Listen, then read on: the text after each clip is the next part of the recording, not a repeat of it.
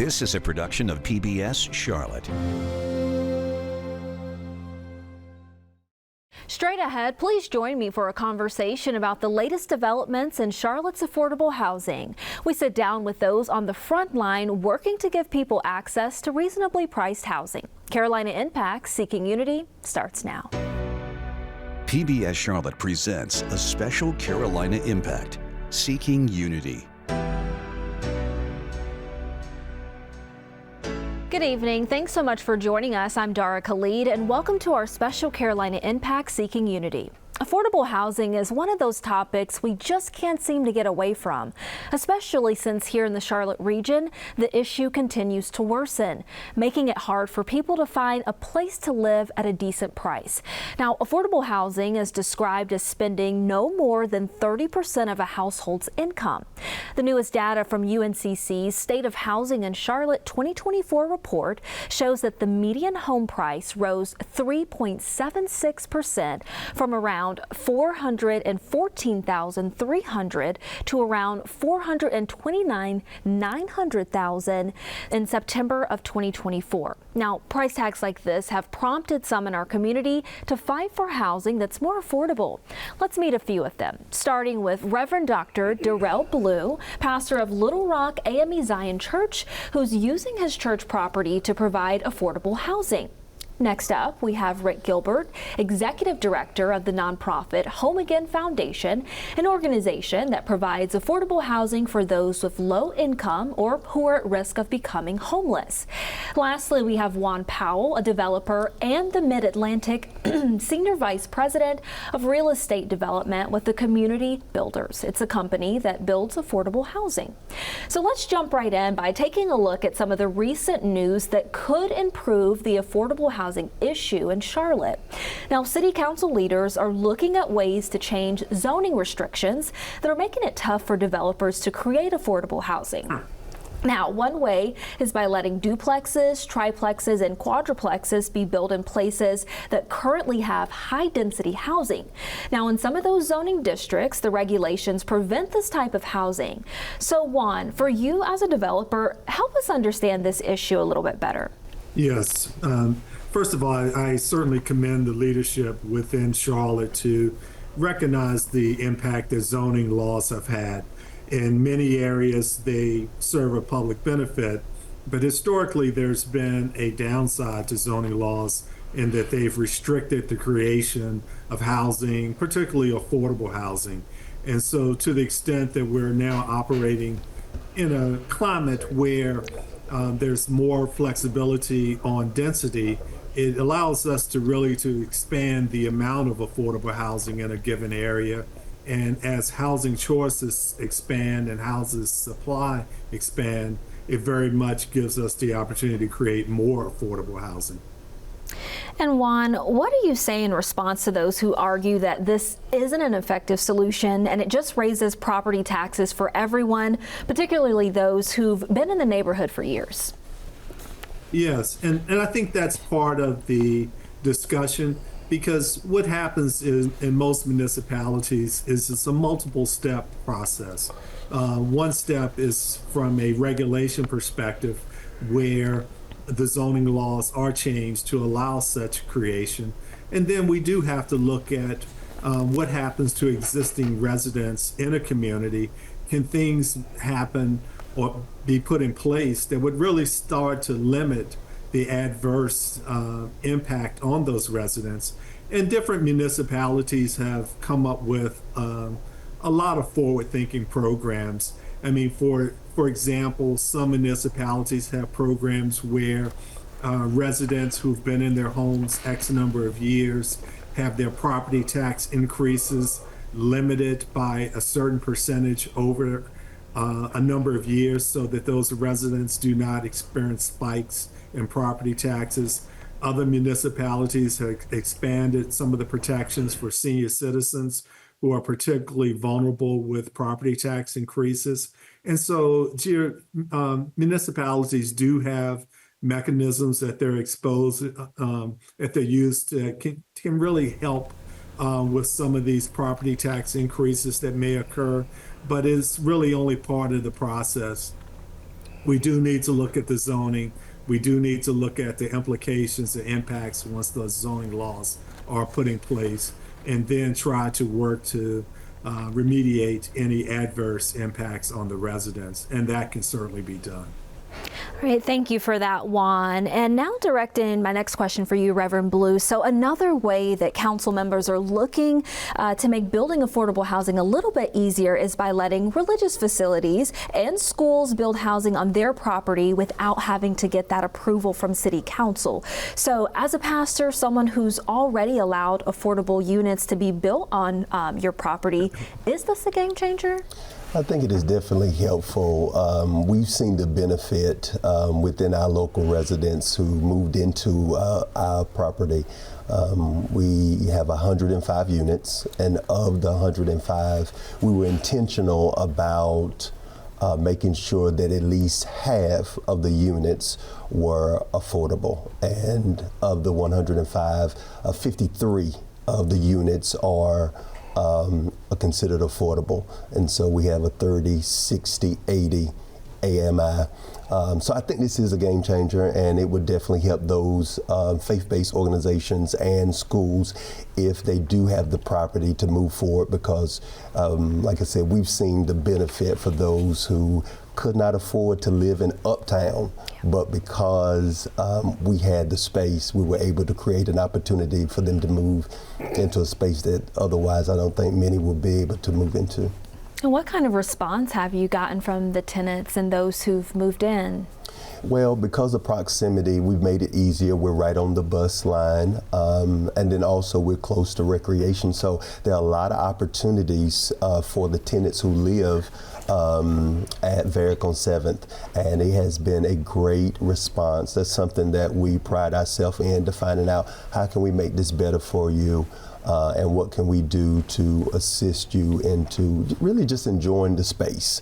And so the tenants so far, so good. Right. Now, Juan, focusing back on you here for a second. So last season here at PBS Charlotte, we covered a story on how empty office space in Uptown is being converted into housing. So a lot of those vacant spaces were the byproduct, as you know, of the pandemic, with many folks working from home.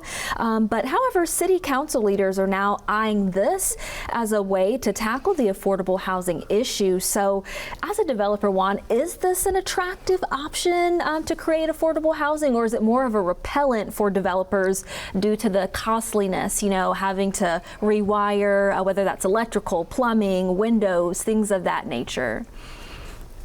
Yes, it's very much an option in a market such as Charlotte, which had office vacancy around 7% 4 years ago, and that vacancy has soared to around 25%, you know, midway through 2024.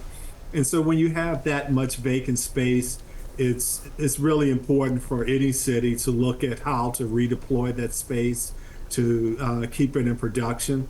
And also from a sustainability perspective, it costs a lot of resources to build new housing.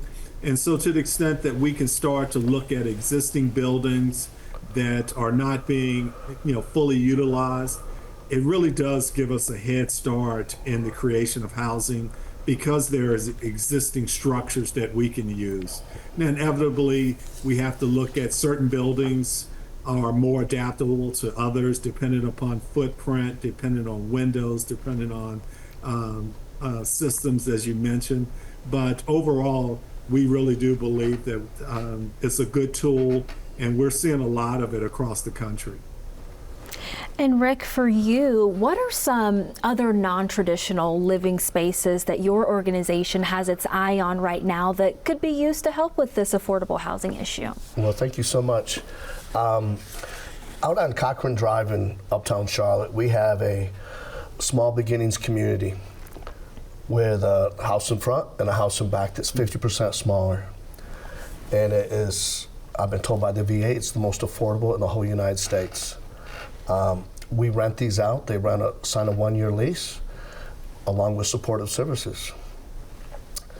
Our smallest one is $480 a month, including utilities. And our biggest one, a 3-bedroom, 2-bath, we ran it up for $11.95, including utilities. So we are making sure we are very affordable and sticking to our mission statement, and we don't expect to make any money from the rent. It all comes from grants and people donating on a monthly basis, and that's how we can make this keep growing. And what kind of a difference would you say it's made in the lives of those you're helping? Oh my gosh, it's changed their lives completely. We could see them when they first moved in. Right. Yes, we saw them when they first moved in, before they moved in, and then when they moved in, they were so excited to have their own place. But then right after that, for like 2 weeks, they still kind of went like looking over the shoulder and not feeling quite safe yet. But it's a community now. I mean, it was built to be a community, and they all look after each other. And now you can see a complete change. I mean, they all just have so much dignity and pride of having their own place. You know, these are houses. You know, we call them cottages, and they're just unbelievable. So proud to be there. Perfect. And shifting gears a little bit, but staying with you, Rick. So when it comes to NOAA homes, those that are defined as naturally occurring affordable housing, which is defined by the Charlotte-Mecklenburg Housing and Homelessness Dashboard as privately owned and operated rental housing that does not require a subsidy to make them affordable for low-income households, how can this be used as a solution, those NOAA homes? How can that help in the fight of affordable housing? Just because of how low the price is. You know, we do take subsidized housing certificates, but they're all paying their own way, whether it's Social Security, disability, but we have it to the price that they can afford, 30% or less of their income.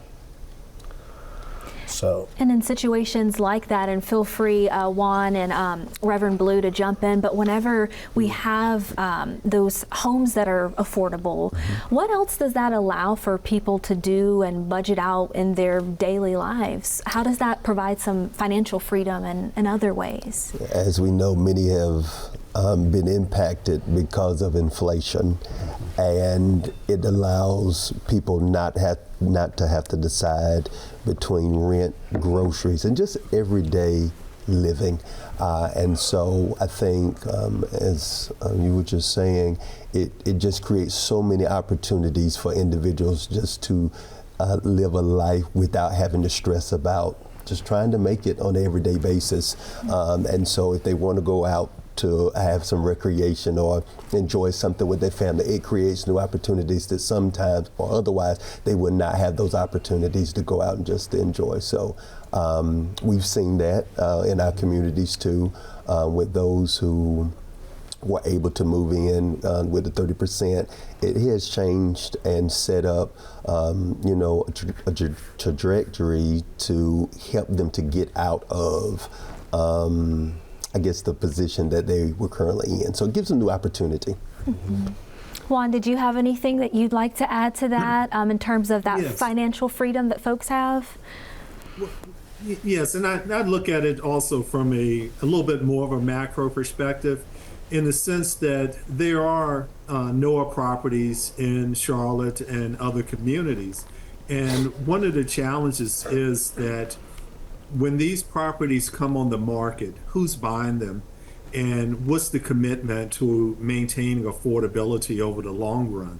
And that's really where mission-based nonprofits, others with commitments to affordable housing, to the extent that organizations such as this have the resources to really buy, obtain, purchase these buildings, it really does afford the residents, both currently and in the future, the opportunity to stay in affordable housing because it's naturally occurring.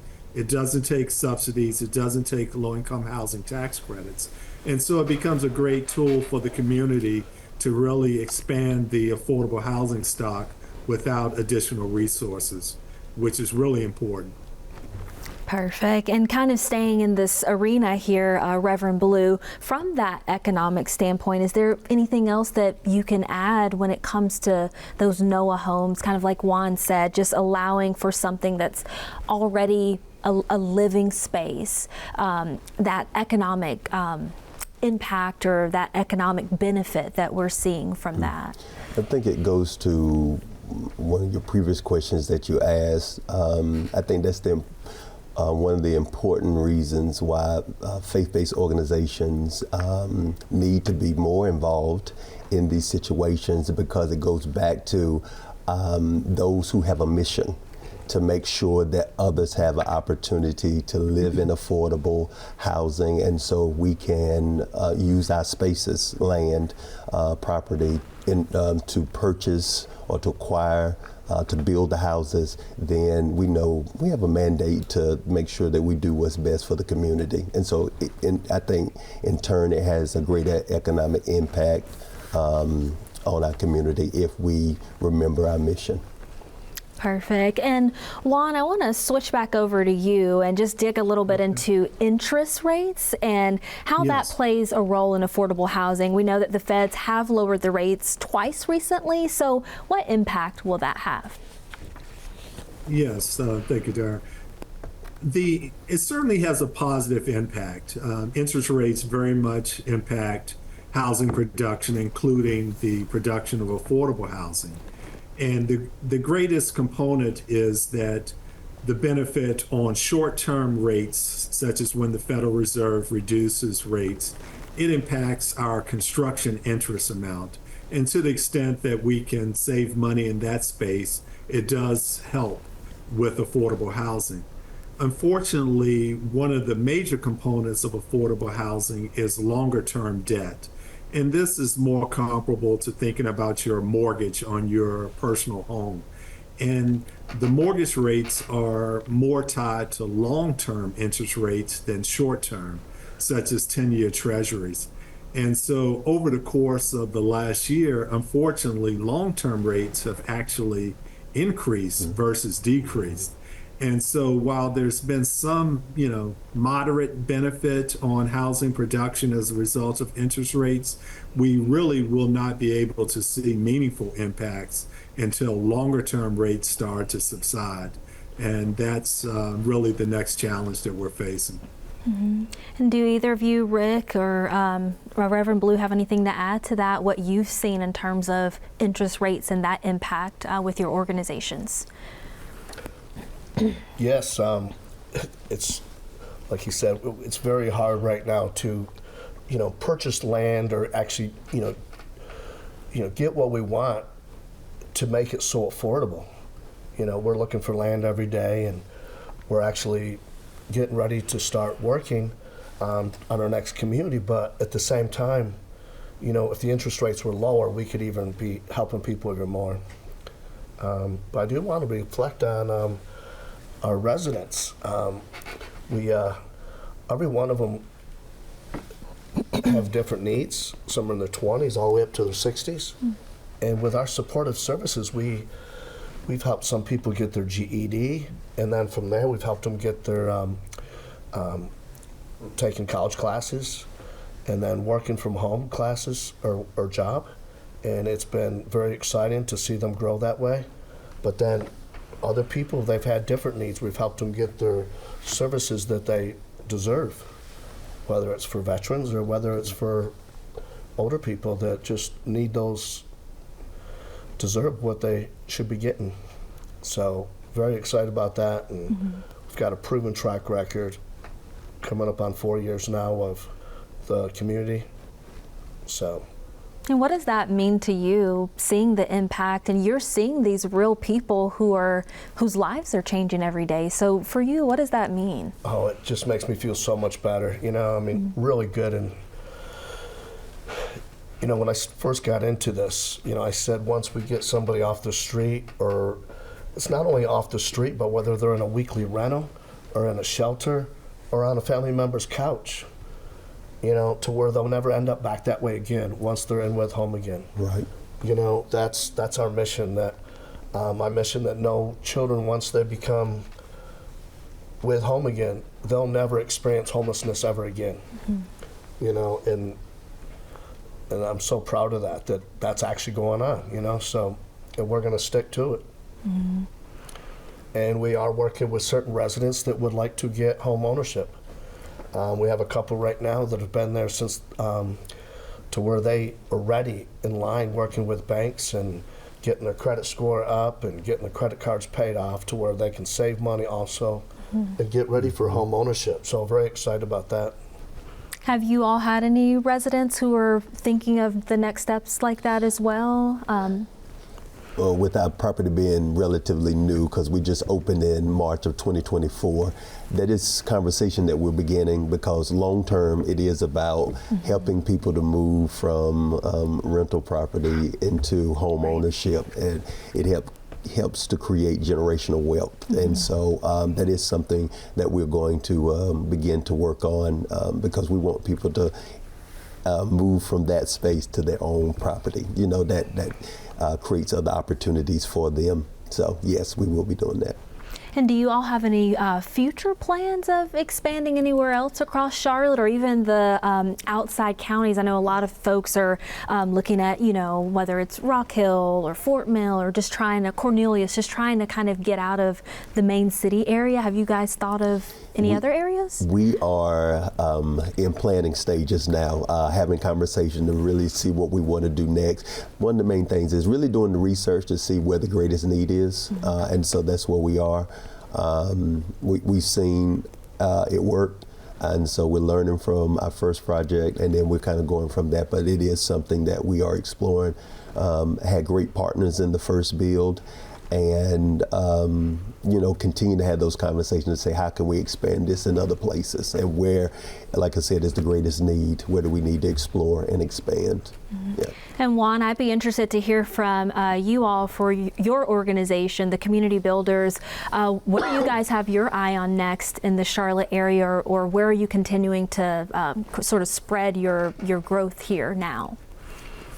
Yes, and so Charlotte's obviously one of the markets that we operate in, and we consider it to be a very strong market. We certainly consider the support of City Council and leadership for affordable housing to be really a great tool that, you know, can facilitate housing.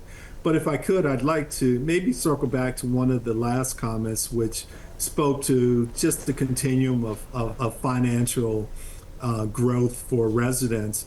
We too have been very active in the space of moving residents from rental housing to home ownership, and thanks to a grant that the Community Builders has received from Fannie Mae, we've really been very active in helping our residents in that continuum. And so we too think it's very important that people who are engaged in affordable housing are looking at it holistically and understand the importance of generational wealth creation, financial self-sufficiency, and really work with the residents to try to move along that continuum so that they can enjoy advanced economic fruits. And for you, Juan, being in this business for as long as you have, what is that like for you? I know we heard from Rick and Reverend Blue about what it means to them, but seeing people's lives change and knowing that you have a role in that, what does that mean to you as a developer, being able to watch that expansion and lives being changed? It's incredibly rewarding. Everyone who operates in this space understands the impact that we have on families, Right. the impact that we have on lives, that this is not a bricks and mortar type business. This really is a people business. When you can work with families, children, senior citizens, and improve the quality of their lives, advance them in their mission, whatever their objectives are, it's just phenomenally rewarding. And so I really commend your station for taking the time to put this on the forefront. It is a matter that impacts everyone. People are at all stages of life. So I commend you for taking the time to to focus on affordable housing and its importance. Yes. Absolutely, and thank you all for being here as well. But as we wrap up here, Rick, are there any other innovative ways that you believe the affordable housing issue can be addressed that we didn't mention tonight? Really just getting people to understand the homelessness, that it's not, when people hear homelessness, I mean, people think of the panhandlers, or people think of the people on the street corners. That's not all it is. That's just a small percentage. It's the people that are actually, you know, it could be someone's brother or sister, family member, that just went through some bad times, and you know, they might be on a family member's couch or in a shelter because it just didn't work out. They went through a separation.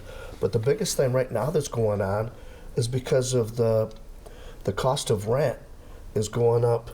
Not, it used to go up like $50 a year. Now it's going up $400 or $500 a year for a rental property. And who can afford that? I have people with, when they call 211, Home Again Foundation comes up, and my phone's going off constantly, and it, you know, you feel really bad, and I just want to help everybody, but right now we all got to come together as a community, and because there's so many people that need help right now. And one of the other questions was, I am looking at Union County. I want to do more in Charlotte, and I'm looking for land every day. I'm really hoping to build on 40 acres down in Union County. Awesome. To where we can have a daycare and 200 or 300 families there, general store, and just it's to help a lot of people. So I'm very excited about that. Well, I wish that we could talk a little bit longer, but we are out of time, and I want to thank each of you for participating in our conversation tonight. And to everyone at home, thank you for joining us for this special Carolina Impact Seeking Unity. Good night.